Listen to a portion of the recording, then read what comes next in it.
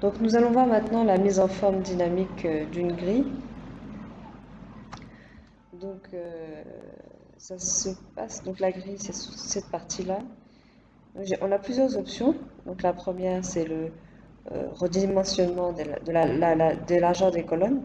Donc il suffit de se placer entre deux colonnes et d'avoir la double flèche et on ajuste la largeur de la colonne comme on le souhaite, comme ça. L'autre option de déplacer une colonne. Donc, là, par exemple, si je souhaite avoir la date d'échéance, on a la troisième position.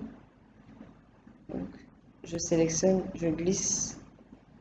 Et là où il y a les pointillés ici, c'est là que le système veut la lâcher. Donc, troisième position, je lâche. Donc, on a la date d'échéance qui est ici. On peut également masquer une ou plusieurs colonnes. Donc, il suffit de se positionner sur la colonne à masquer. Donc, on se met par exemple le poste de facturation, on souhaite le masquer. Donc, bouton droit, masquer. Jour de, par exemple, société, bouton droit, masquer. D'accord, on peut masquer plusieurs colonnes comme ça. Donc, si on souhaite les faire réapparaître, on se met sur l'entête des colonnes, bouton droit, afficher, et on sélectionne la colonne, là où les colonnes qu'on souhaite faire réapparaître. Et le système va les repositionner à l'endroit initial. Donc, je sélectionne la première, je sélectionne la deuxième, on fait OK, et les voilà. Elles sont réapparues. L'autre option, c'est de geler, comme c'est l'équivalent en fait de la fonctionnalité figer les volets sur Excel. Donc, par exemple, à partir d'ici, je souhaite figer les premières colonnes. Donc, je me mets sur date facturation, bouton droit, geler. Donc, il y a une ligne bleue ici qui va apparaître. Donc, lorsque je vais avancer mon curseur horizontal, les 3, 4, 5, 1, 2, 3, 4, 5, 6, 7. Donc les 7 premières colonnes vont rester figées, alors que les autres vont continuer à avancer. Donc c'est surtout pratique quand on fait des recherches. Donc si je veux enlever cette barre gelée, je me remets là où c'était et je fais dégeler. Voilà. Là par contre, la barre a disparu et quand on avance, tout se déplace. Donc ensuite, quand je fais, si je fais bouton droit, geler, voilà, on va masquer quelques colonnes. Je vais masquer cette colonne, je masque cette colonne par exemple. On a déjà.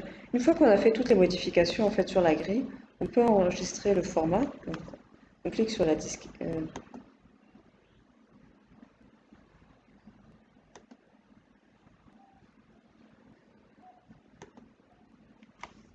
Test format dynamique.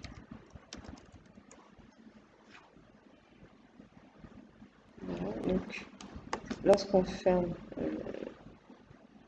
l'écran,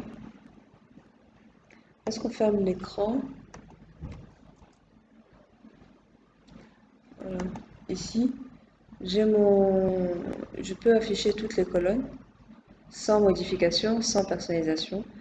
Et là, test format dynamique, je retrouve le redimensionnement de la largeur de la colonne, les premières colonnes qui sont figées. Et si je viens là, je peux voir les deux colonnes qui ont été masquées. Donc en fait, le système a enregistré ce format-là. Si je souhaite revenir à un format sans personnalisation, je fais afficher toutes les colonnes. Donc si on souhaite modifier ce format personnalisé, on clique dessus.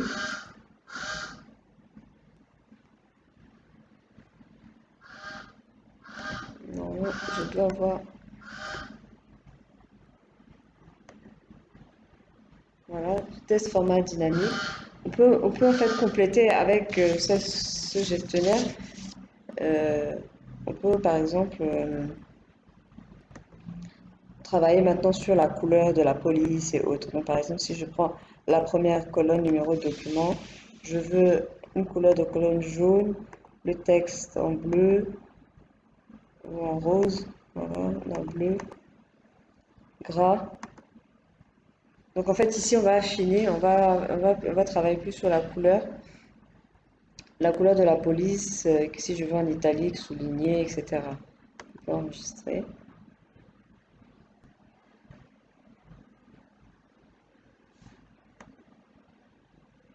Vous voyez ici, le numéro de document a pris la mise en forme qui a été paramétrée.